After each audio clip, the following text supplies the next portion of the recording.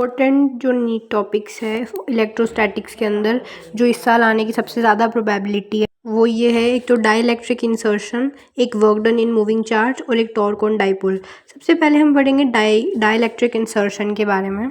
तो जो dielectric insertion है उसके लिए हमें कोई इंसुलेटिंग मटेरियल चाहिए होगा, या तो वो ग्लास हो सकते हैं या फिर कोई माइका, या जैसे कि इंसर्ट करेंगे उसको बिटवीन कैपेसिटर और प्लेट।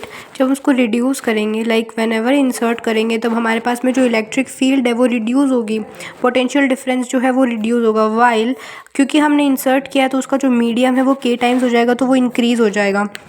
जो कैपेसिटेंस है वो क्यों इंक्रीज़ कर गया के टाइम्स में, वो इस चीज़ की वजह से हुआ है क्योंकि जब हमारे पास डाइलेक्ट्रिक नहीं था तो सी इज़ दिस ओनली एप्सिलॉन और ए बाई डी, जबकि जब हमारे पास डाइलेक्ट्रिक आ गया तब वो के टाइम्स हो गया, के एप्सिलॉन और ए बाई डी हो गया, तो C dash will become K times, यानी कि कैपेसिटेंस इंक्रीज़ कर जाएगा के टाइम्स। ठीक है, जब हमने बैटरी को कनेक्ट किया है तब वोल्टेज कांस्टेंट होगा, तो कैपेसिटेंस इंक्रीज करेगा तो चार्ज इंक्रीज करेगा। देखो, जब बैटरी कनेक्टेड है तो वोल्टेज कांस्टेंट होगा, सबसे बड़ी बात तो ये। और जैसे ही वोल्टेज कांस्टेंट होगा तो हमने जैसे इंसर्ट किया उसको, तो new capacitance will become K times C, charge will become K times Q, energy जो है वो के टाइम्स ओल्ड एनर्जी हो जाएगी। और जो एनर्जी इंक्रीज़ करेगी तो बैटरी एक्स्ट्रा चार्ज क्या करेगी, सप्लाई करेगी।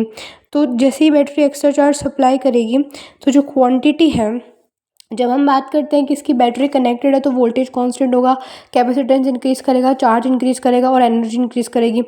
नया कैपेसिटेंस के टाइम्स हो जाएगा और नया जो चार्ज है वो के टाइम्स के हो जाएगा। एनर्जी इज के टाइम्स ओल्ड एनर्जी। जैसे ही एनर्जी इंक्रीज़ करेगी, बैटरी को क्या करना पड़ेगा, एक्स्ट्रा चार्ज सप्लाई करना पड़ेगा क्योंकि एनर्जी इंक्रीज़ कर रही है।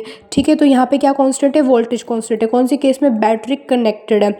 एक और केस आता है, इसमें बैटरी रिमूव कर दी हमने, और जैसे ही हमने बैटरी रिमूव कर दी तो नया कैपेसिटेंस है वो के टाइम्स सी हो गया, नया वोल्टेज है वो वी बाई के हो गया।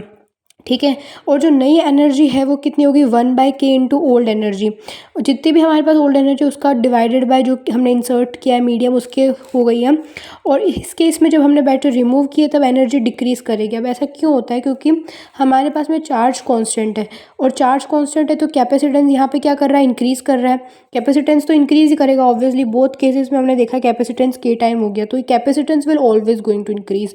और एनर्जी यहाँ पे देखो तो यहाँ डिक्रीज़ कर गई, और यहाँ पे क्या किया, वोल्टेज डिक्रीज़ हुआ है। क्यों वोल्टेज डिक्रीज़ हुआ है, क्योंकि वो वी बाई के हो गया, और हमारे पास में यहाँ पे वोल्टेज कांस्टेंट नहीं है, यहाँ पे हमारे पास चार्ज कांस्टेंट है जब हमने यहाँ पे बैटरी रिमूव कर दी। एक इंपॉर्टेंट चीज़ जो आपको याद रखनी है वो ये है कि जो चार्ज है जब बैटरी कनेक्ट की तो वो के टाइम की हो गया, वोल्टेज क्या हुआ है, वो हुआ है डिक्रीज़, वो वी बाई के हो गया। कब, जब हमने क्या की, बैटरी को रिमूव किया है। और जो एनर्जी है that will going to increase, that will going to K U, और डिक्रीज़ करेगी।